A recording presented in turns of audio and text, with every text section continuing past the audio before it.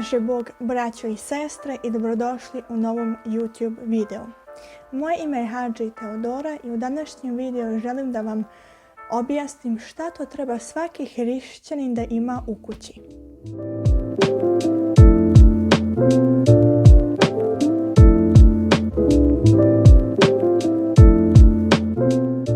Na početku želim da kažem da nosim trenutno šine u ustima, tako da moj izgovor nije najbolji i pogotovo kad izgovaram s imam te probleme, ali da znate unaprijed. Postoje neke osnovne stvari koje svaki hrišćanin treba da ima u kući. I za mene sam pripremila stvari gdje ću vam postepeno pokazivati šta to sve treba da imate u svojoj kući. Počet ću sa najjednostavnijim i to jesu ikone. Ikone svaki hrišćanin treba da ima kod kuće. Većinom se koriste ikone od svetitelja koja je vaša slava, ikona Gospodnja i ikona Presvete Bogorodice sa mladencem. Najbitnije je da se kaže da se ikone postave na istočnoj strani kuće, da nipošto ne stavite pored ikona postere ili fotografije nekog člana porodice. I naravno da ću napraviti još jedan eksplicitni video samo o ikonama, tako da znate unaprijed da danas neću dublje da uđem u tu temu. Idemo dalje sa sljedećim i to jeste sveta voda. Sveta voda je nešto što vi možete uvijek da pronađete u bilo kojoj crkvi, u bilo kom manastiru. Imaju više vrsta svete vode, na primjer kao što je bogojavljanska voda. Sljedeće što imam u kući jeste sveto ulje. Ja imam različita sveta ulja od raznih svetitelja. Ovdje na primjer imam sveto ulje od svete matrone Moskovske. I sveto ulje ima jednu veoma ljekovitu moć. Sljedeće što isto ne smije da fali u bilo kojoj kući jeste bosiljak. Bosiljak se upotrebljava na primjer kad se nešto osvještava ili za osvećenje doma. Također i kad je slava i uopšteno kad je vrijeme bogojavljanja se upotrebljuje bosiljak.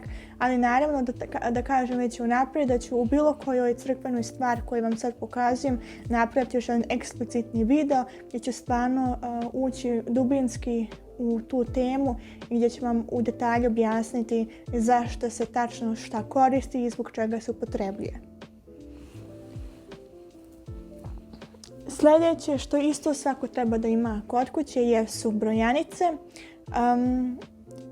O brojanicama sam već napravila jedan video, stavit ću vam ovdje negdje dolje u opisu, tako da možete pogledati ako želite da detaljno nešto saznate o brojanicama. I brojanice se jednostavno, ukratko rečeno, upotrebljavaju za molitvu. Sljedeće što imam jeste ova kutica, ali nije u pitanju kutica, nego šta je unutra. I unutra su mali fitilji i plovci. Oni se koriste kada želite da palite kandila. Također kandilo imam ovdje da ga uzmem. On ovako izgleda.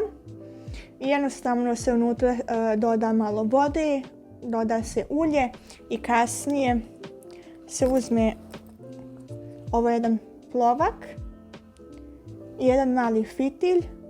Unutra se stavi, spoje se i kad se zamisli sad da je od ovdje puna čaša ulja, odozgo se stavi i zapali i tako gori kandilo većinom ispred ikona. Sljedeće što svako treba da ima kod kuće jeste briketi ili ugljenčići. Vidite, ja ih imam dosta. Oni se upotrebljavaju kada želite da kadite kuću. Uz to vam je također potrebno jedna kadionica i također tamjana. Sad ću vam ukratko demonstrirati kako to funkcioniše. Jednostavno kad imate kadionicu, zapalite jedan ugljenčić, ubacite ga unutra i uz to dodate jedan tamjan na to. To otprilike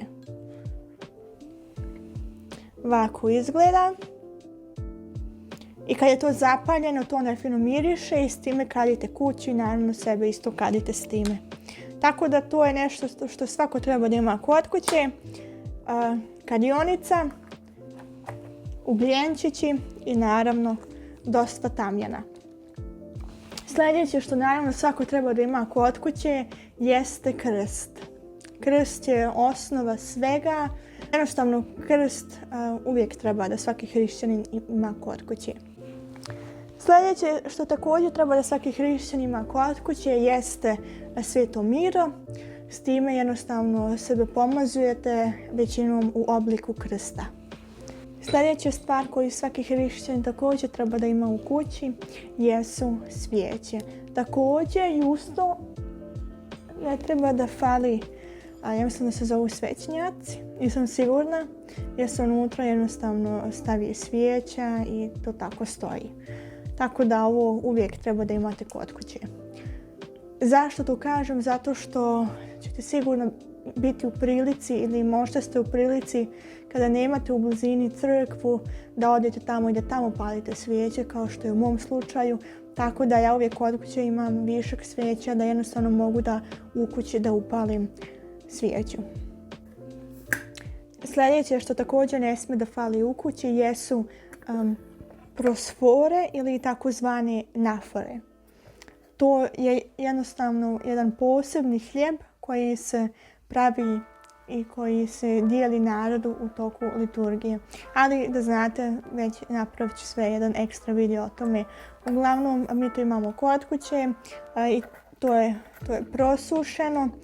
Kaže se isto da kada uzimate naforu i svetu vodu, da je to malo pričešće. Također što isto svaki hrišćanin treba da ima kod kuće jeste kist.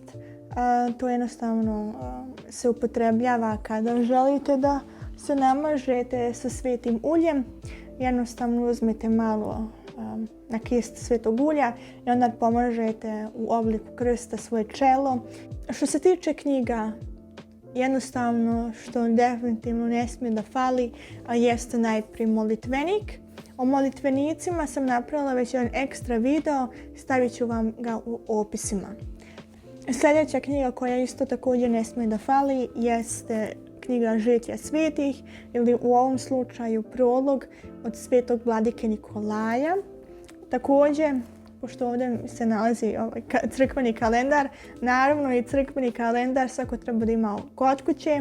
To je jednostavno kalendar gdje su opisani svetitelji, kada je crveno slovo, kada je crveno slovo, to znači kada se može raditi, kada se ne smije raditi. Također su opisani kad počinje post i dosta toga. Tako da crkveni kalendar isto obavezno treba da svako ima kod kuće. I naravno što je najbitnije od svega jeste Biblija. Biblija je stvarno nešto što svako treba da ima kod kuće, to je jedna osnova, to je osnovna knjiga u pravoslavlju gdje je opisan Stari i Novi Zavjet. Čak i u ovoj Bibliji se također nalazi i psaltir i otkrovenje od svetog Jovana Bogoslova. Tako da jednostavno Biblija uvijek treba da imate kod kuće.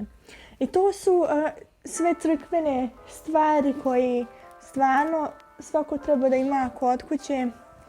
Tako ako sam, na primjer, nešto zaboravila i vi kažete da to stvarno treba svako da ima kod kuće, napišite mi dolje u komentarima i vidimo se u sljedećem videu. S Bogom, amin.